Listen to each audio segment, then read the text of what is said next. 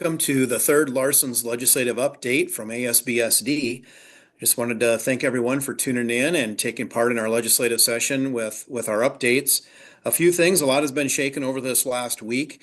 I just want to give a brief update. There are, as of today, 393 bills that have been introduced and put in the hopper. Next week, Thursday, would be the final days for legislation to be introduced from that standpoint. So we're certain there's going to be many more coming here over the next week.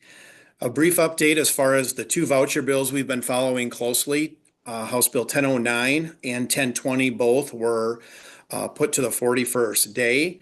In addition to that, we had some outstanding testimony and a lot of support in the room for public K-12 education, and really appreciate everyone who came out and tuned into that and supported us not only in testimony but also communicating with your local legislators regarding those bills. It was greatly appreciated. The session is long from over, so we need to make sure we're continuing and appreciate your advocacy efforts out from a school board membership perspective with your local legislators. You need to continue, please, with that. Like I said, keep our foot on the gas pedal, and session is a long way from being over. So please continue to work with your local legislators and advocate for your schools, your local schools, and public education in South Dakota. There will be many new bills introduced, like I said, and there are more in the hopper, most not favorable to K-12 public education, so I'd encourage you to follow along with those. Bill tracker is a great way to keep informed and up to date from a daily basis from ASBSD, and you can monitor those as we move through the process. In addition to that, we had the Ten Commandments bill that was in the Senate. That did pass in the Senate 18-17. Remember that Ten Commandments bill, they did add an amendment to it, which is a hold harmless clause for school districts. In addition, you have to remember it's not only post the Ten Commandments in each classroom, but there's also a component in the bill to also teach it. So there's an instruction component for all of our school districts as well that you need to be aware of that is part of that bill.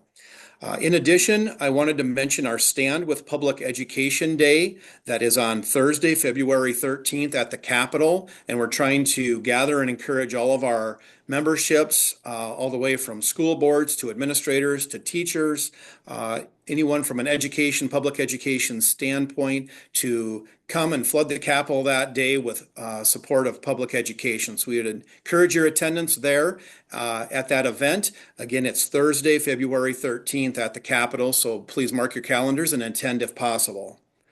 Also, there's a list of Cracker Barrels for this weekend. Just another word of encouragement. If in your area, if you can attend those local Cracker Barrels, communicate and show your support for public education and what's going on in the Capitol, at a local Cracker Barrel with your local legislators. You make a difference, and I would encourage you to attend those if possible.